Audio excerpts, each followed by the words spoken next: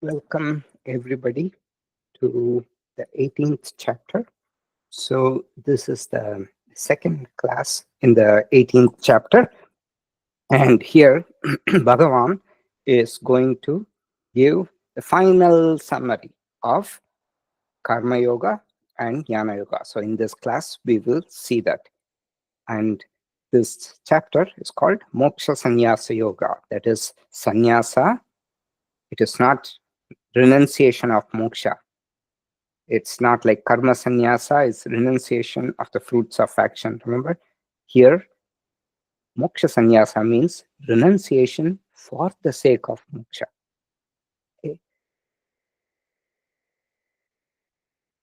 As usual, we'd like to acknowledge Swami Paramarthananda Saraswati for the traditional rendering of Vedanta as it was done for over 1,000 years, starting with Adi Shankaracharya. And we'll say a small prayer. Om Shri Gurubhyo Namaha Sadashiva Samarambham Shankaracharya Madhyamam Asmadacharya Partyantam Vande Guru Paramparam. Salutations to the lineage starting with Lord Sadashiva, with Adi Shankaracharya in the middle and continuing up to our immediate teacher, Swami Paramarthananda Saraswati. Okay, so we will go to shloka number 10. So we covered up to 9th shloka last time. And this being so important, I'm again going to summarize. And please ask me any questions. If there are detailed questions, I will answer them after the class. And so these are the last few classes. So this is a very sacred text. And so don't be shy about asking questions. Ask whatever you want. And we will make sure that you get the palam of the study of the Bhagavad Gita. Okay. So in the first 12 shlokas, Bhagavan is summarizing the Karma Yoga. And Bhagavan, so we will see that I'm going to summarize some of the subtle things. Bhagavad Gita is a text for the common man. So Bhagavan is summarizing things in not an erudite fashion, but very simplified, diluted thing for the common human being. Okay, so this is how the chapter starts. Arjuna has a dichotomy. Should he take sannyasa, which is renounce everything, wear a saffron robe, and flee to the forest, sit and meditate? Okay, in the Mahabharata, something with these Pandava brothers, a few of them tend to fall into this trap. So Arjuna does this now, right before the war. So Yudhishthira, his eldest brother, so Arjuna is the third brother. So Yudhishthira, Bhima, Arjuna, and then the Nakula Sahadeva. So Yudhishthira later does the same thing. After the battle, before taking up the throne, he gets the guilt. So he wants to run to the forest and take sannyasa. At that time, Arjuna gives him the advice. You think that sannyasa is great, but when you go to the forest, do you know what you will encounter? You will encounter lions, tigers, and all these things, and they will come and attack, try to roar and terrorize you. And your first instinct would be to grab a weapon because you are a Kshatriya. And he gives the example from Ramayana. So in Ramayana, so he also tells Yudhishthira, Arjuna tells Yudhishthira, hey Yudhishthira, these are Brahmanas, they are the tapasvis. Because of the tapobalam, the ahimsa pratishtayam tatsannitau vairatyagaha. When they have attained that purity and ahimsa, no violence, then animals don't think of them, they are not threatened, or they don't think of them as prey. So he tells that to Yudhishthira, and he used this example. Rama and Lakshmana go to this ashram of a sage, and in that ashram, before they enter, Rama tells Lakshmana, put down all your weapons. And Lakshmana is very surprised. Why should I do that? And he says, I the weapons we can there are all these tigers and everything around. I can just kill them. And he says, if you do that, there will be just bloodshed all around. When you enter this place, you want to renounce all violence. And all these brahmanas here, the sages, they have this tapobalam. Because of that, animals don't come and attack. But if we start a fight here, and there'll be a river of blood flowing. So that is the thing. Sannyasa is not for everybody. You need a special quality. It is not meant for Arjuna to wear a saffron robe, sit in the forest, and meditate, because his first instinct would be to grab a weapon. Okay? Arjuna's dichotomy: sannyasa, renouncing all actions and flee, or he thinks tyaga means renounce some actions and fight, which is why he asked the distinction between sannyasa and tyaga. So far, is it clear? And that's how the chapter starts. So you have to understand what Bhagavan is saying from the context of the story. Traditional definition of sannyasa Bhagavan gives is renouncing all actions. That is, you have to interpret it as not taking on fresh duties, because every duty brings stress and strain. Traditional definition of tyaga is renouncing fruits of action. This is not Bhagavan's definition. This is what other people say. Krishna disagrees with all this because he considers sannyasa and tyaga to be one and the same. And he gives the same definition for sattvika sannyasa. Krishna, Bhagavan elaborates three kinds of sannyasa: sattvik, rajasic, and tamasic. And the same definition that he gave for karma yoga in chapters 2 and 3, he gives for sattvik sannyasa. He has also stated in 6.1, we saw that karma yoga is the same as sannyasa. So Bhagavan has modified things to suit a lay person, and he does not give a erudite definition in the Upanishads. He doesn't explicitly say that, but he implies that sannyasa and tyaga are the same. Now, how does he imply? We'll see that in the next shloka. He has been using the word sannyasi all along in shloka 10. We've studied up till shloka 9. In shloka 10, he will quietly substitute the word sannyasi with the word tyagi. And throughout the Bhagavad Gita, Krishna gives diplomatic responses to Arjuna's questions. And Krishna is a diplomat, right? So Bhagavan changes conventional definitions in the Upanishads to suit lay people. That is why the Bhagavad Gita is to be read by anybody.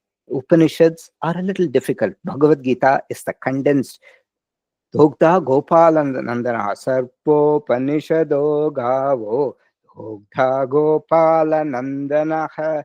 All the Upanishads are like cows, and the cow herd is Bhagavan, Krishna, and Gopalananda, the son of Gopala. So the Gopalananda refers to Krishna, who milks the Upanishads to give us the Bhagavad Gita. So Bhagavan's goal is to motivate lay people like us. And other examples throughout, so I'm summarizing some of these things where Bhagavan gives a very diplomatic response, and he changes the conventional definitions to suit lay people. So this is homework.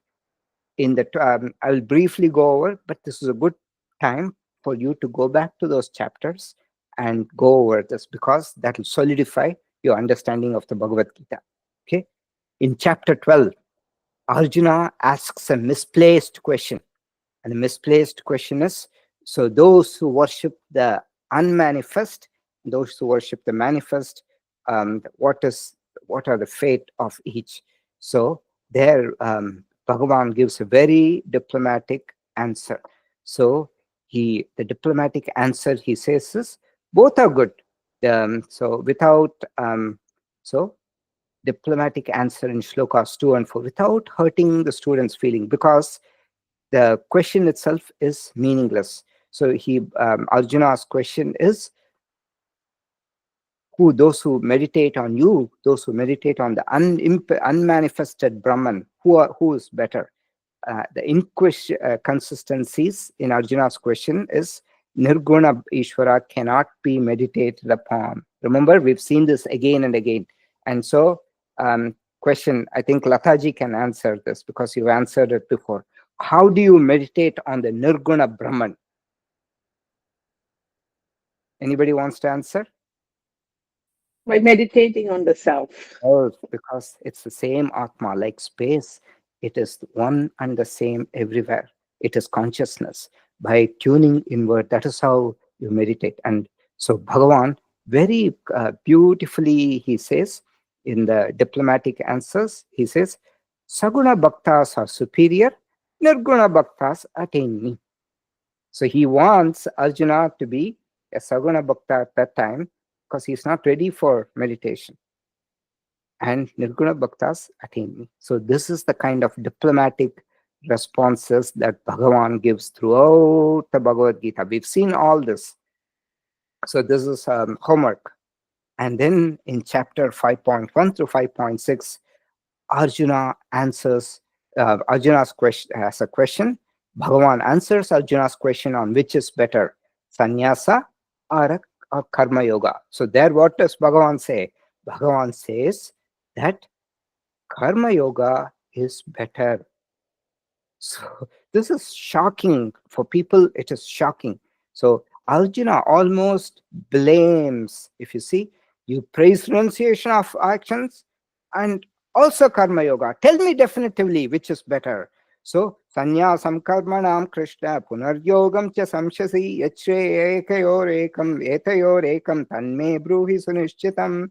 And then Bhagavan beautifully responds. So both lead to the highest goal of this. Karma yoga is superior. And we saw what this kind of um, this mode of glorifying something to and putting something down and glorifying another thing so that somebody can take to this lower step, even though it's not true. What there's a name for this. Do you know what it is? Anybody wants to guess? We've seen this in many places in the Gita. It is glorifying a somewhat a lower step and putting down the higher aspect to make somebody take to this. Because if the goal is too high, nobody is going to go try, right? So Krishna hypes up something, so at least Arjuna can start with that. What is this concept called? Anybody wants to answer? We've seen this many times. There's a name. It's some in India. Yes, very good. So it's called Nahi Ninda Nyayam. Not Ninda means blame or censure.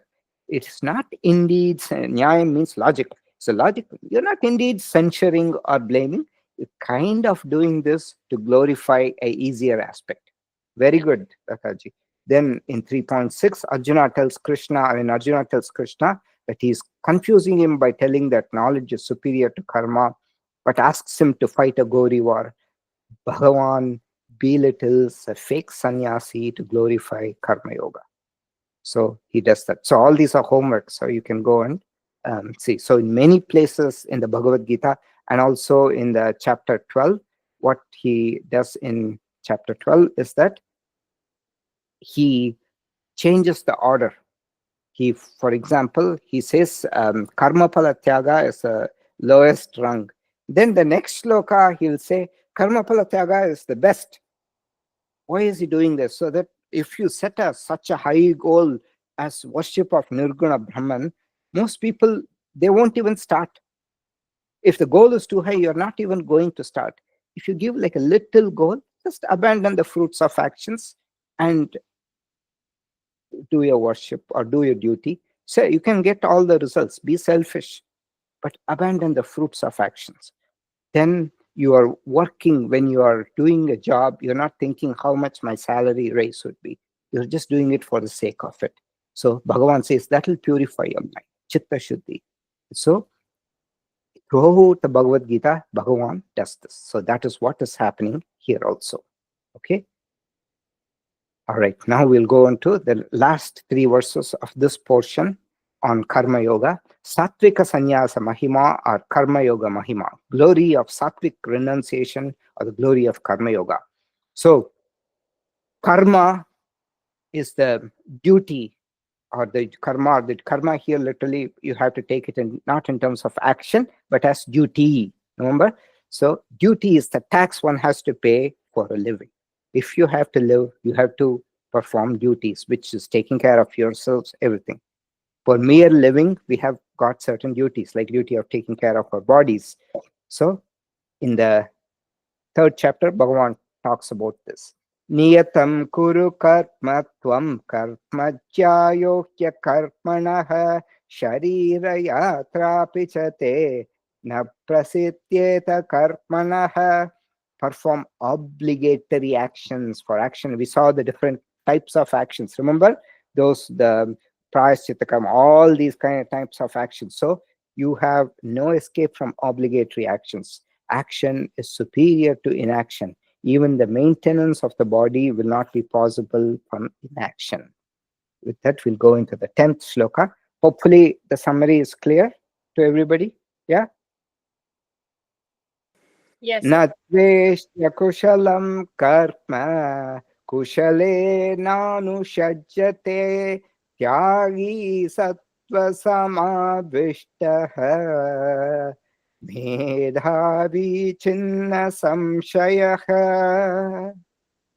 The renouncer, tyagi, so here he is quietly, so far he has used the word sannyasi, sannyasi everywhere. Now, quietly, he has substituted the word sannyasi with the word tyagi. Tyagi sattva samavishtaha medhavi chinna samshayaha. The renouncer, tyagi, pervaded by sattva, sattva samavishtaha. Samavishtaha means totally it is pervaded by. So, tyagi sattva samavishtaha. Medhavi becomes a Medhavi, becomes a star here. So Medhavi becomes a very wise person. The Chinna Samshayaha Chinnaha, the doubts cut with the doubts cut asunder. And what do they not do? Nadveshti akushalam karma. They do not hate. Akushalam karma is a disagreeable task. Okay? Kushala literally means kill. Unskilled task. Literally, you can think of this. Something which you don't want to do, right? Kushale na anushajyate. And they are not attached to an agreeable one. So the renouncer, pervaded by sattva, becomes a very wise person with their doubts cut asunder. They do not hate a disagreeable task, nor are they attached to an agreeable one. Okay, he gives the same definition for a tyagi as a karma yogi and a sannyasi. So, in the slide number 26, we saw that. Okay, Krishna interchanges sannyasi and tyagi. Uses the word tyagi here. So far, he's used the word sannyasi. He's quietly changed the word. Tyagi here means sattvika sannyasi. That's what Krishna is talking about, or a karma yogi. From this, it's very clear. Bhagavan says sannyasi and tyagi are synonymous. So Bhagavan, he's very nuanced. He doesn't say, "Hey, Arjuna, this is what it is." Just very in a nuanced way, he will introduce a concept. Okay? According to Krishna, Tyagi, Sattvika Sannyasi, Karma Yogi are one and the same. Okay, let's see how Bhagavan says this. Tyagi definition is given in the 10th shloka. So that's what we saw just now. The renouncer, the Tyagi, pervaded by sattva, becomes a wise person. And what's the definition? They are ones who do not hate a disagreeable task and they are not attached to an agreeable one. So remember this, what happens to a karma yogi. We'll go back to chapter 2, the definition. First definition of yoga. Yogastat kuru karmani sangam tyaktva dhananjaya siddhya siddhyo samo bhutva samatvam yoga uchyate. Remaining steadfast in yoga, perform actions, abandoning attachment, remaining same in success and failure. So kushalam, akushalam karma, a disagreeable task which, I mean, you don't want to do. So it's not like you're going to get glory by doing this task. So one who is even-minded, evenness of mind is called yoga. One who's doing actions with an even mind. Same definition here. They do not hate a disagreeable task, nor are they attached to a agreeable one. So they na anushajate, and they are not abandoning attachment. Okay. So Bhagavan. So far we've seen Tyagi, Karma Yogi are same. Everybody on board? Yeah. Now is the same meaning for Sattvika Sannyasi, 18.9. Karyam ityeva yat karma niyatam kriyate arjuna sangam tyaktva palam chaiva satyaga sattviko mataha. Whatever obligatory work is done because it ought to be done, and also the fruit, that abandonment is considered to be sattvic abandonment. Sattvika. So this is refers to a sattvika sannyasa. Okay. So when he's talking about sannyasa, he's talking about rajasa. First he talked about tamasic, then rajasic and sattvic. So let's go there. So first in 18.7, is abandonment of niyatam sannyasa. So on a sannyasa, he is talking about tamasic sannyasa, and then he is talking about rajasic,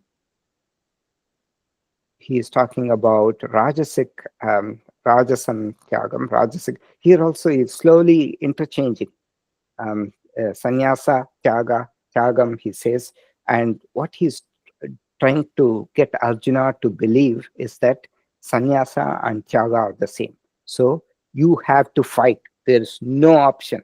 You can't run away. Renounce the fruits of action and fight. So that is the core message that we see in all these shlokas. So sattvika sannyasa, same thing. Obligatory work is done, abandoning attachment and also the fruit. It's the same thing, abandoning attachment. Definition of karma yoga. So tyagi, sattvika sannyasi, karma yogi are one and the same. Then Bhagavan says, Nahi deha prita shakyam tyaktum karmanya sheshatah yastu karma pala tyagi satyagitya vidhiyate. It is impossible for an embodied being to renounce action entirely. Na, not it is indeed. He means indeed.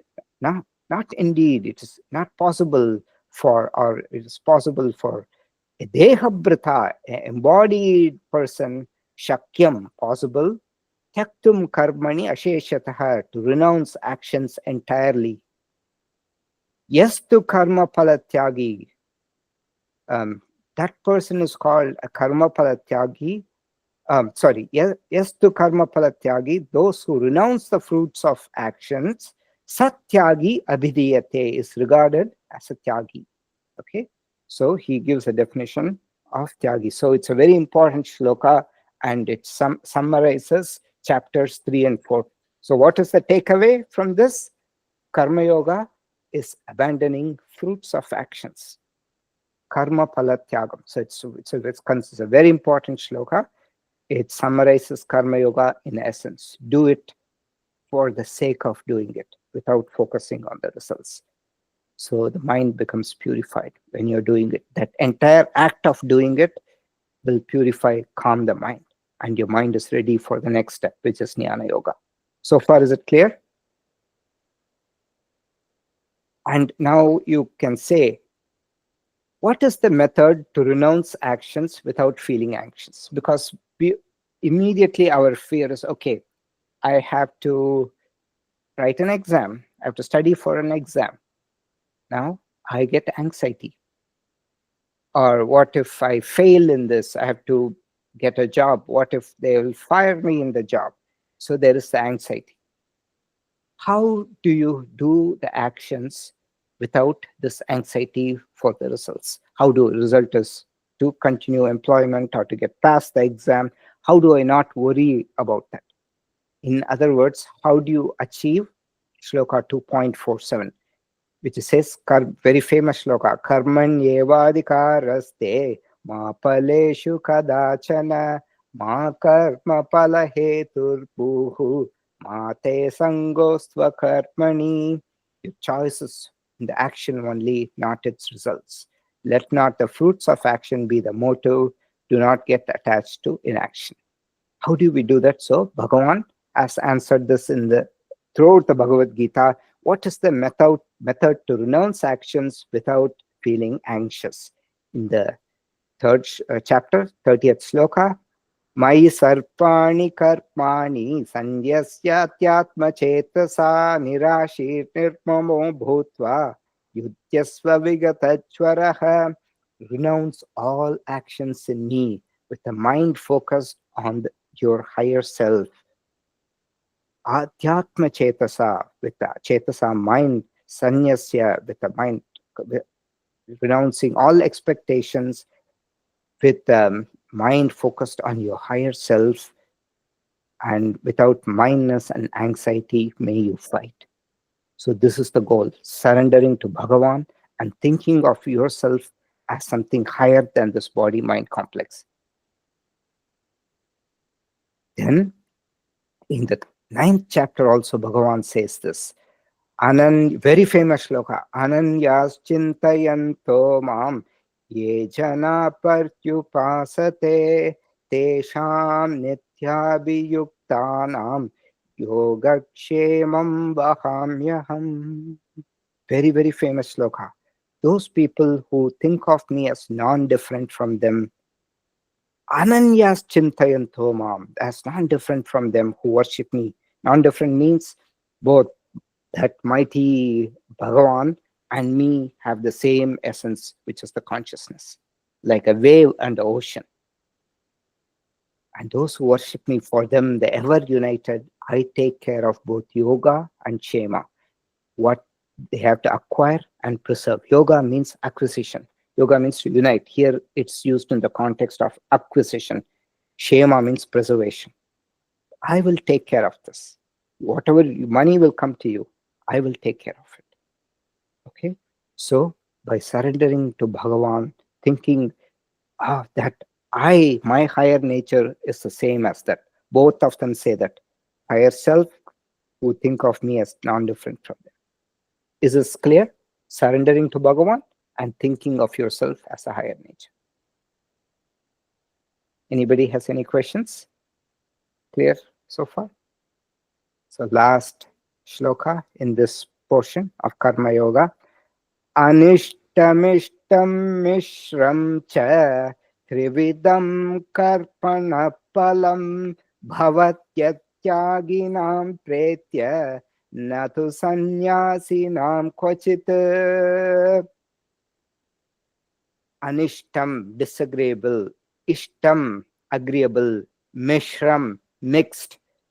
Trividam karmana phalam. So disagreeable, agreeable, and mixed are the threefold fruits of action. Karmana phalam is fruits of action. Trividam, threefold.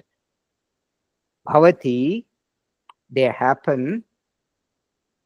Pretya means after death.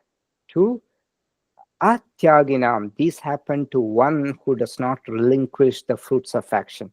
So Tyagi, in the previous sloka, he is defined as one who renounces the fruits of actions is regarded as a Tyagi. Clear? So now he's saying all these karma phala happen to one who does not relinquish the fruits of actions, not to the sannyasi.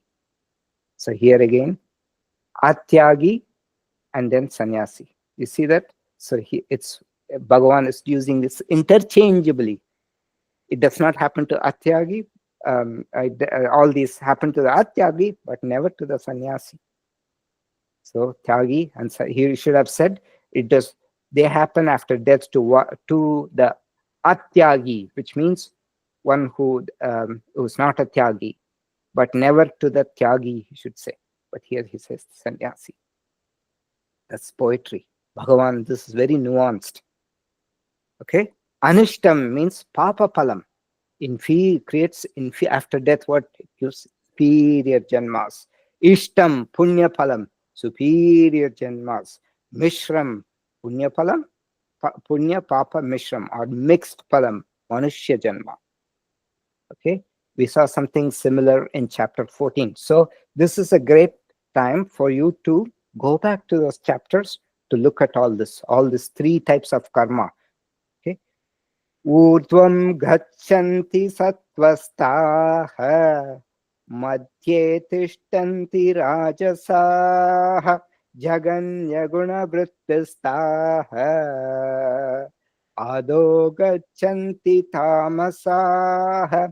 Those who are residing in sattva go upward, means superior janmas. The rajasic people remain in manushya janma, or in the world abiding in the functions of the lowest gunas. The tamasic people go down to lower births. Then in the 14th, it goes even more in detail. Yada sattve pravrittetu pralayam vyati dehabrit tadota vidam lokan amalan pratipadyate rajasi pralayam gatva kalpasangishu jayate tata praleenastamasi mudayonishu jayate. So what Bhagavan is saying here is that when somebody resides in sattva and they die, they go to higher births. Embodied being dies when sattva is predominant. They attain the blemishless words of the knowers of the Supreme. And rajas means they, so we saw the different worlds. Rajas means they rely, that they are born in the wombs of deluded beings. That is, you can, or born those of action, which is us.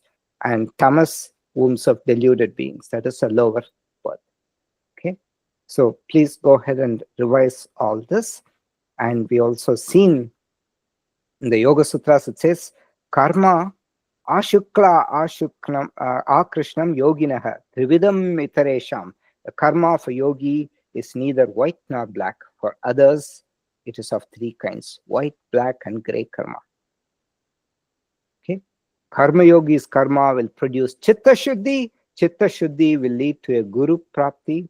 Guru prapti will lead to jnana prapti. Jnana prapti will lead to moksha prapti. This is the order. That is why karma yoga is so important. Okay. So summary: sannyasa, but according to Bhagavan, same as tyaga, the same as karma yoga. So fight without the fruits of actions. Krishna labels karma yoga as sattvika sannyasa. Now, so far, is it clear? We've kind of, Bhagavan has summarized karma yoga in a very nuanced way. Now, jnana yoga, summary of jnana yoga, or atma swarupam, the nature of the real self, or the real nature of the self.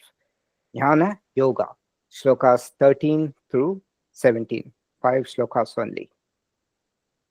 Panchaitani mahabaho karanani nibodha me sankhye krutante proktani siddhaye sarpa karpanam.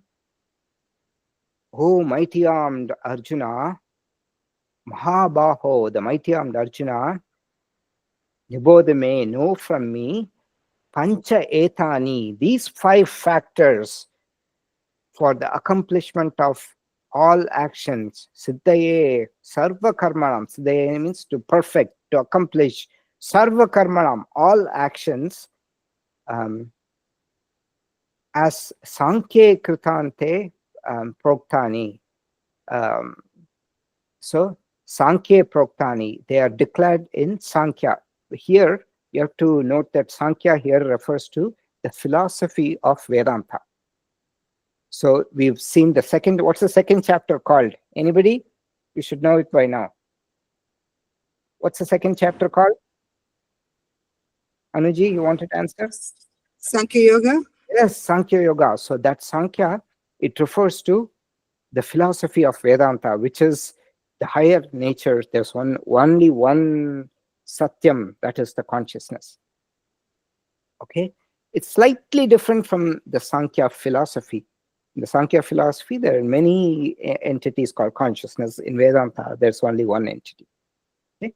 So Sankhya Tuta Ante, it is this is the end of all actions, because it is which is this leads to the end of all actions. Once you understand this, there's no more rebirth.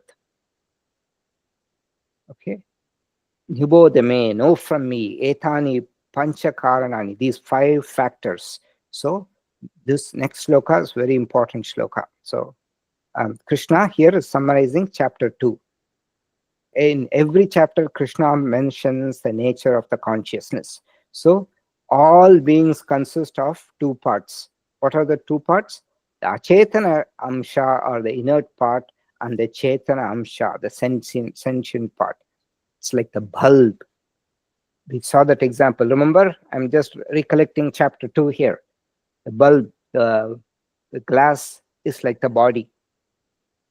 The filament is like the mind. Without it's like or you can say the light and the filament. It's like the mind. Without electricity, nothing happens. But when electricity flows through, it seems to come to life. It seems to grow and do things. So that is the mind is like that, like the filament. When the electricity flows through that, it comes to life. So once we have understood this part, that we consist of 2 parts, the inert part and the sentient part. Here, what all are what is sentient in this bulb? Can anybody answer in this analogy? What is the sentient part? And what's the inert part? Can anybody answer? In this analogy of the bulb, what is the sentient part in the bulb? It's that the filament. It's the No, electricity. no. No, sorry. What's the sentient part? Another guess.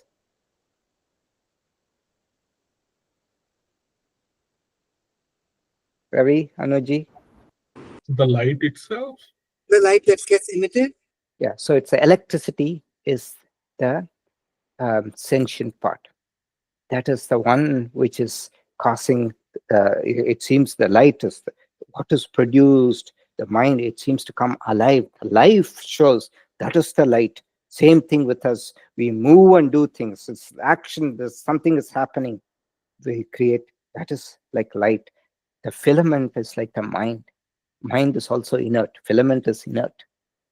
The body is like the bulb. Is it clear? So the electricity, or you can say, yeah, light, they're both energy, but it is the electricity which is the sentient part. If the electricity doesn't flow, none of these happen. So it acquires, the mind acquires consciousness because of the, the consciousness that's pervaded everywhere, because of the presence of the subtle body. Once you start identifying more, and then once you understand this, the trick is to start identifying more and more with the Atma part and disidentify with the Anatma part, that is the material aspect. Why should we do that? Why can't I identify with the body more? The reason is we know that the body is not the permanent part of me. Just as a dress, I can use it for some time and thereafter I have to discard it. So if I'm attached to the body too much, it'll lead to a lot of suffering. And as a precaution, I learn to look at the body as a temporary medium, which is a gift from Bhagavan, and parallelly, I learn to own up to the Atma part as myself. Is it clear to everybody? Yeah? Clear? Lataji, is it clear?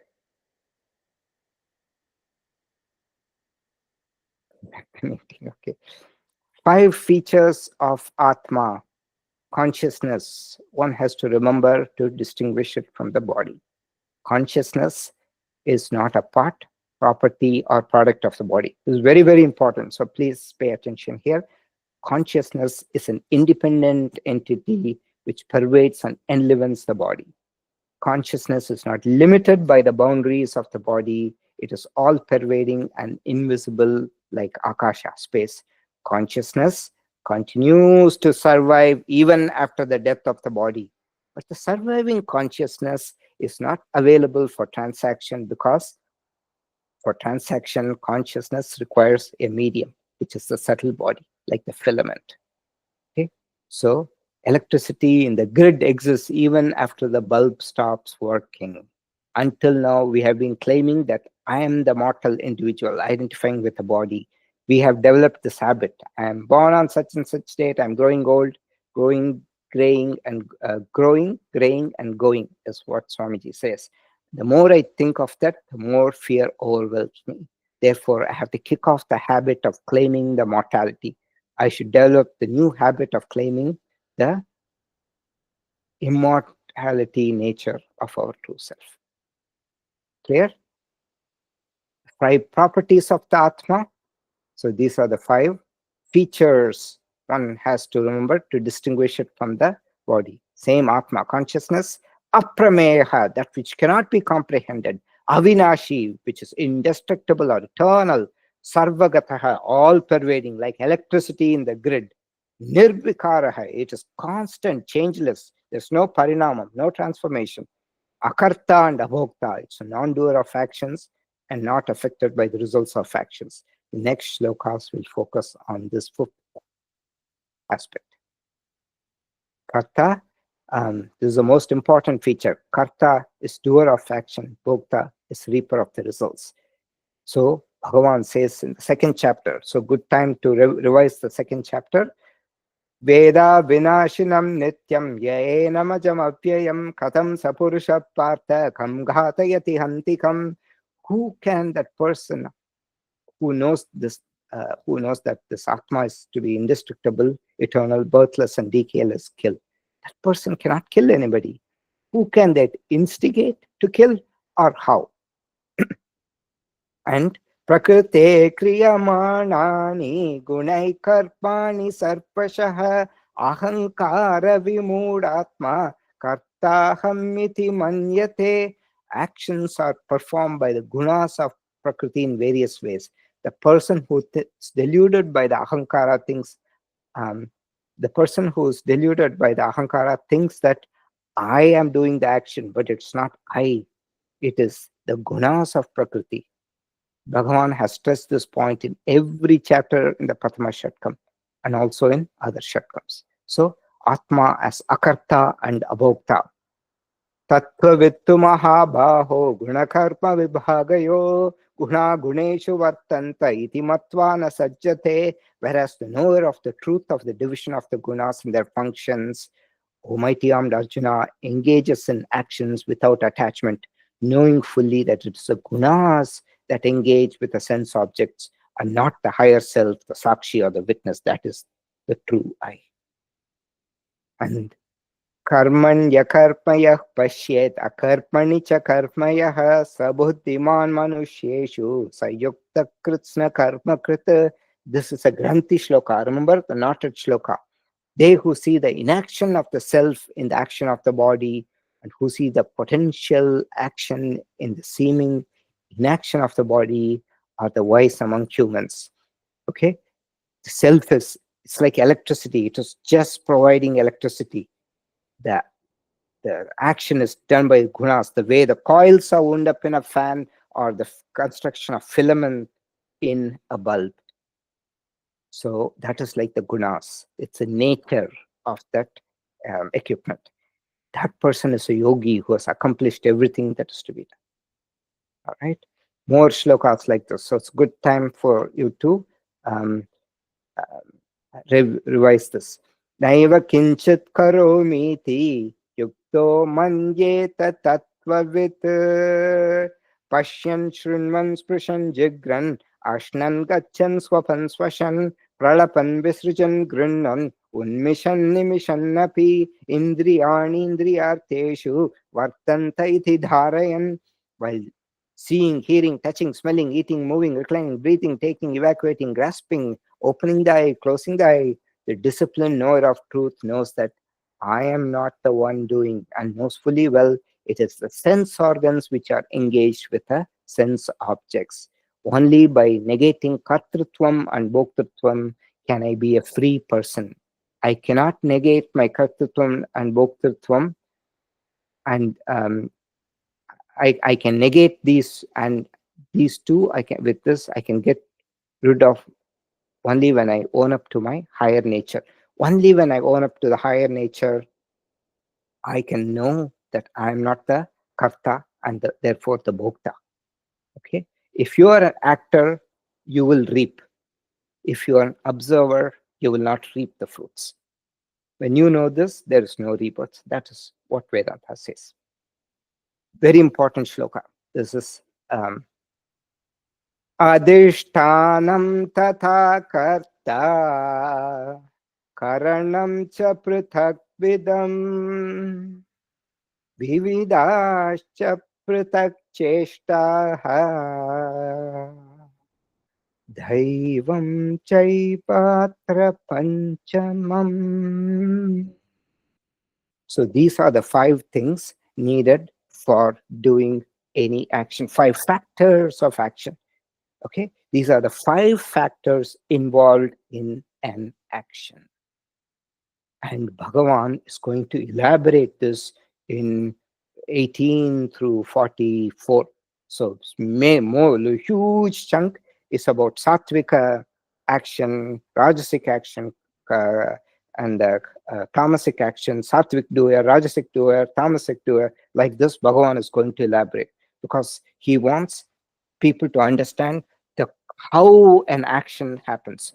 So there is the body that is called adhishtanam, karta, the doer. That's the intellect along with ahankara or the ego. Karanam, the various instruments, jnana and karma indriyani. So these are the instruments of actions, the hands, feet, all those things. And the jnana indriyas are the senses of hearing, touch, smell, all that. And Vivida cha pratak cheshtaha, and many kinds of efforts. This is the prana. And finally, Daivam as the 5th. That is the divine providence. That is your karma, whatever. There is some of that aspect also involved. Divine providence. These are the 5 factors of action. So I'd like to play. Let me know if you can hear this. If you can hear, please give me a thumbs up. I'd like to play Swamiji's surrendering of this.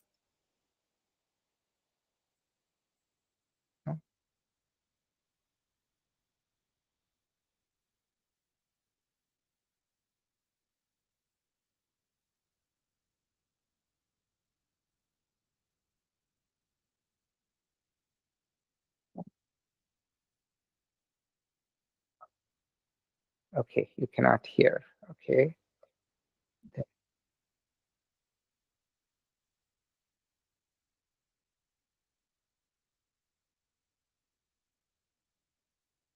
च पृथग्विधम् विविधाश्च पृथक् चेष्टाः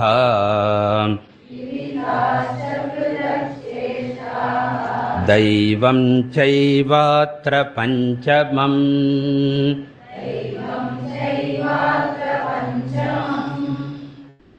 So important shloka. So Krishna, so this is very important because we have to understand how an action happens. Krishna first enumerates the 4 koshas. So this is how action happens. So we have different aspects to us, the sheets, layers. So, and then Krishna talks about Daivam. So what are there are 5 koshas totally. The Anandamaya kosha is not included because that is the Karana Shariram. Okay, we'll come to that. We've seen that in the subtle body. Was one um, lecture as a slide deck and a recording I sent out. 4 koshas are the Annamaya kosha, which is the physical body. From food all this goes, right? Called Annamaya kosha. Then there is Pranamaya kosha, the Pancha Prana. Then there is Manomaya kosha, that is the mind, various aspects of the mind, Ahankara, all that thing. And then there is the Vijnanamaya kosha, that's the intellect. And finally, there is the Anandamaya kosha, but that's not talked about here. Anandamaya kosha is like the Karana Shariram. That is the, so Annamaya kosha is the Stula Shariram. These 3 are the Sukshma Shariram, and Anandamaya kosha is the Karana Shariram. That is the one in which everything resolves. That is when there's a pralayam, it resolves as the seed into this. That's why ignorance is bliss. That's why it's called Anandamaya kosha, because it's only in sleep you come very close to this Karana Shariram. Karana Shariram, it's only in Pralayam that you encounter that. It is the only remaining Shariram of the 3 Sharirams. During the other times, it is latent, storing information. That's all. The Shukshma Shariram is more relevant. So Bhagavan has talked about Stula Shariram, physical body, and the Sukshma Shariram, which includes 19 factors or 17 factors. Okay. Body, 5 factors from which actions are accomplished. We need these 5 factors for accomplishment of an action. We know that and sometimes you try as hard as you may, things are not happening. That's why when Jyotishis, when they look at, this is not your time, they say that, right? Remember? So that is because of the Daivam, the 5th divine providence factor. Some people try to get elected again and again, they fail. It's not working in their way. It's an uphill effort. So you have to go with the flow sometimes. Body, we all know that the body is essential to perform an action. Therefore, it is called Adhishtanam, or the basis. This is the Annamaya kosha. The doer, the second factor is the Karta, the doer, which is the intellect along with the Ahankara or the ego, which is also the enjoyer of the fruits of actions. This is the Vijnanamaya kosha. Instruments of action. The third factor is the Karanam, or the various instruments of perception and action. Jnana and Karma Indriyani. This is the Manomaya kosha. And then Cheshta, the 4 factors consisting of the prana, which makes the various activities possible. Okay? This is the Pranamaya kosha. And finally, Daivam, or the divine providence. The 5th is not Anandamaya kosha. It is Daivam is the Adhishtana Devata. According to scriptures, every organ has a presiding deity, which it's elaborated in Tattva Bodha. For the eye, the presiding deity is Surya. For the mind, presiding deity is Moon. For the hand, presiding deity is Hastayor Indra. Indra is a presiding deities. All the presiding deities put together is called Daivam. So that's why the planets, they check all that, right? Without the blessing of God, no organ can function. So these 4 koshas plus the presiding principle are known as Hiranyagarbha Tattva. Okay. Then Shariravan Manobhiryat Karma Prarabhate Naraha Nyayam Va Viparitam Va Panchaite Tasya Hetavaha Tatraivam Sati Kartaram Atmanam Kevalam Tuyaha Pashyatya Krita Buddhitvan Nasa Pashyati Dhurmatihi. These 2 are read together. So, whatever action a person performs with their body, speech, or mind, be it right or wrong, these are the causes. Okay? Sharira van manobhir yat performs karma prarabhate, whatever prarabhate means, whatever action a person performs. Naraha is a person. Karma prarabhate, whatever that person performance, with shariram, body, vak, speech, mano, mind, whatever they perform, nyayam va viparitam va, whether it's right or wrong, panchai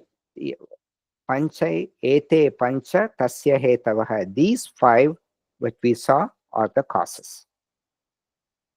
And now we'll go into the next chapter, shloka. That being so, one of improper intellect who looks at the pure self as the doer does not see. Pashyati durmatihi. They have a perverted intelligence. Tatra evam. That being so, to tatra sati evam, to but tatra, that sati evam means being so, but that being so, akrita buddhitvam sa, yeah, akrita buddhitvam means one of improper intellect, kevalam atmanam, the pure self, who sees the pure self as the doer. So kevalam atmanam, the pure self, pashyati, as the kartaram, as the doer. That person na pashyati, that person does not see. That person is a durmati, he has perverted intelligence. Akrita, kevalam to have, akrita buddhitvam is one who of improper intellect, buddhi is intellect, akrita buddhitvam is one of improper intellect. That person looks at the pure self as the doer, and they do not see the reality. They have a perverted intelligence. So is that clear? So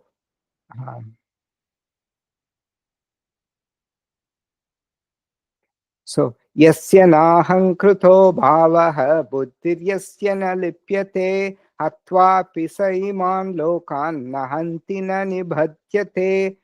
They whose notion isn't I am the doer, whose intellect is not tainted, even though they kill these people, they do not kill. They are thus not bound by karma. Yasya nahankruto bhavaha. Na ahankarta bhavaha means they whose notion isn't I am the doer. Bhavaha means notion. Na ahamkrita means not I am the doer. Buddhi yasya lipyate, whose intellect is not tainted. Lipyate means tainted. Hatvapi sa iman lokan, even though they kill these people. Hatva means to kill. Iman lokan, these people. Na hanti, they do not kill. Na nibadyate, and they are not bound. Okay, so with that we will stop.